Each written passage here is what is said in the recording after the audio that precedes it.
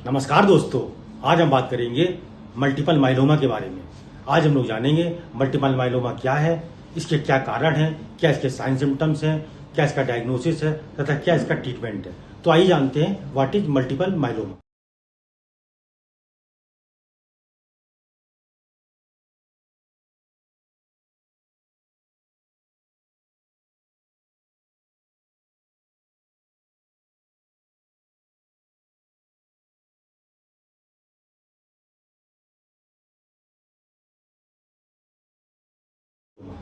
Multiple myeloma को काला disease के नाम से भी जाना जाता है। इसके कई और नाम भी हैं, जैसे इसे प्लाज्मा सेल कार्सिनोमा के नाम से भी जान सकते हैं, प्लाज्मा सेल माइलोमा के नाम से भी जाना जाता है, या प्लाज्मा सेल का कैंसर भी इसे कह सकते हैं। सबसे पहले जानते हैं what is plasma cells. Plasma cells अगर आप देखें तो ये एक प्रकार की WBC होती है जो एंटीबॉडीज का निर्माण करती है। जैसा कि हम लोग जानते हैं, एंटीबॉडीज हमको इन्फेक्शन से प्रोटेक्ट करती हैं। जब हमारे ब्लड में एबनॉर्मल प्लाज्मा सेल्स की अनलिमिटेड अनकंट्रोल ग्रोथ होना स्टार्ट हो जाती है, वो कंडीशन कहलाती है मल्टीपल माइलोमा। इसमें देखिए होता क्या है, जब हमारी एबनॉर्मल प्लाज्मा सेल्स की ग्रोथ बहुत अधिक हो जाती है, उस कंडीशन में ये प्लाज्मा सेल्स बोन मैरो में कलेक्ट हो जाती हैं और हमारी जो बोन मैरो की में जो नॉर्मल सेल्स का प्रोडक्शन होता है, जैसे RBC, WBC और प्लेटलेट्स, उसका निर्माण बाधित हो जाता है। जब ये प्लाज्मा सेल्स बोन मैरो में कलेक्ट हो जाती हैं तो वहां पर ये एंटीबॉडीज का निर्माण करने के बजाय एक एबनॉर्मल प्रोटीन का निर्माण करना स्टार्ट कर देती हैं, जिसे पैरा प्रोटीन के नाम से भी जाना जाता है। पैरा प्रोटीन क्या करता है, किडनी में डिसफंक्शन पैदा कर देता है और बहुत सारी प्रॉब्लम्स किडनी में प्रोड्यूस हो जाती हैं। जब कोई व्यक्ति मल्टीपल माइलोमा से ग्रसित हो जाता है, उस व्यक्ति को बहुत अधिक हड्डियों में दर्द होता है, पेशेंट को एनीमिया की प्रॉब्लम हो जाती है, पेशेंट की किडनी डिसफंक्शन करने लग जाती है, पेशेंट को बहुत अधिक इन्फेक्शन देखने को मिलते हैं। अगर कॉम्प्लिकेशंस की बात करें, मल्टीपल माइलोमा के पेशेंट में हाइपर कैल्सीमिया तथा एमाइलोडोसिस देखने को मिलता है।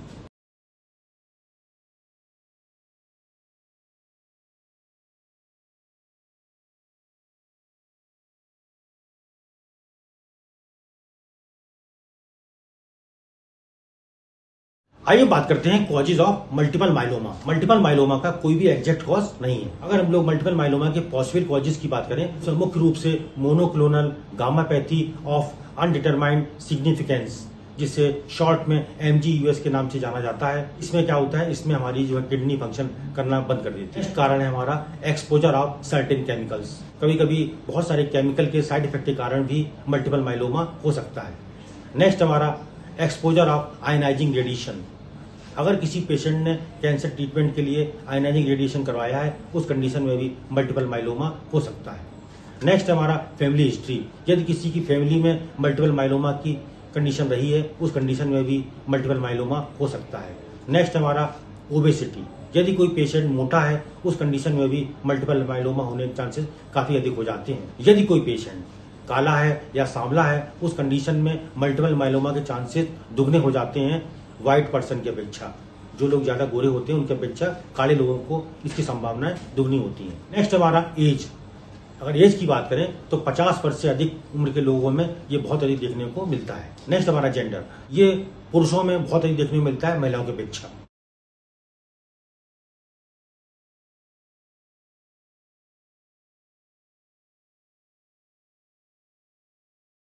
आइए हम बात करते हैं sign symptoms of multiple myeloma.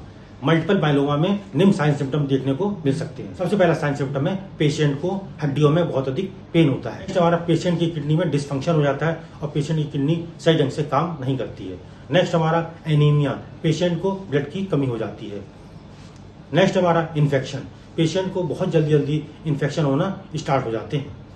Next हमारा वीकनेस, पेशेंट को बहुत ज्यादा कमजोरी फील होती है, पेशेंट को बहुत अधिक थकान होती है, पेशेंट को भूख नहीं लगती है, पेशेंट का वेट लॉस हो जाता है, पेशेंट का स्टमक अपसेट हो जाता है, पेशेंट को कॉन्स्टिपेशन की प्रॉब्लम बनी रहती है, पेशेंट को बहुत अधिक प्यास लगती है तथा पेशेंट के हाथों और पैरों में सुन्नपन आ जाता है, पेशेंट में कंफ्यूजन की प्रॉब्लम रहती है, पेशेंट को ब्लीडिंग हो सकती है, पेशेंट को पैथोलॉजिकल फ्रैक्चर हो सकते हैं। पैथोलॉजिकल फ्रैक्चर का मतलब होता है जब किसी बीमारी के कारण पेशेंट की हड्डी टूट जाना, और सीवियर केसेस में पेशेंट की किडनी फेल हो जाती है।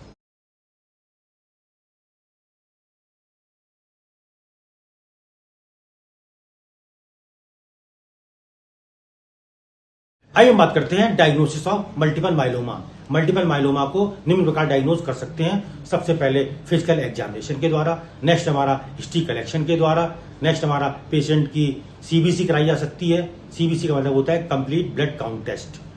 नेक्स्ट हमारा पेशेंट का एक्सरे कराया जा सकता है, पेशेंट का सीटी स्कैन करा सकते हैं, पेशेंट की एमआरआई कराई जा सकती है, पेशेंट का बायोप्सी करा सकते हैं बोन मैरो का, पेशेंट का बीटी सीटी टेस्ट कराया जा सकता है। बीटी का मतलब होता है ब्लीडिंग टाइम, सीटी का मतलब होता है क्लॉटिंग टाइम। पेशेंट का किडनी फंक्शन टेस्ट कराया जा सकता है, पेशेंट का सीरम इलेक्ट्रोलाइट्स लेवल चेक कराया जा सकता है। नेक्स्ट हमारा estimation of plasma immunoglobulin test, next हमारा estimation of protein level test, next हमारा urine examination for Bence Jones protein.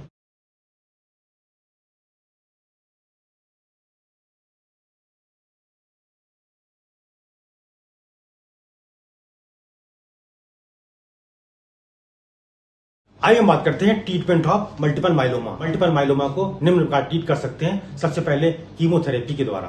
Chemotherapy में आप निम्न ड्रग्स दे सकते हैं, जैसे साइक्लोफॉस्फामाइड, नेक्स्ट हमारा मेल्फेलॉन, नेक्स्ट हमारा प्रेडनिसोलोन, नेक्स्ट हमारा विनक्रिस्टाइन। नंबर सेकंड है हमारा पेशेंट को रेडिएशन थेरेपी दी जा सकती है।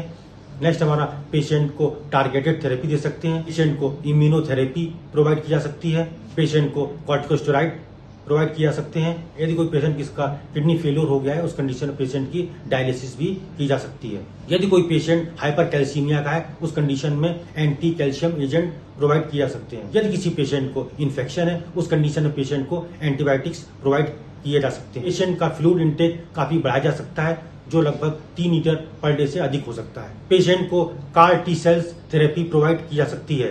यहाँ पर CAR का मतलब है काइमेरिक एंटीजन रिसेप्टर। पेशेंट का स्टेम सेल ट्रांसप्लांटेशन किया जा सकता है। तो ये था हमारा छोटा सा टॉपिक मल्टीपल माइलोमा। आप हमारे चैनल को सब्सक्राइब कर सकते हैं, आप हमारे वीडियो को लाइक कर सकते हैं, आप हमारे वीडियो को शेयर कर सकते हैं। Thank you.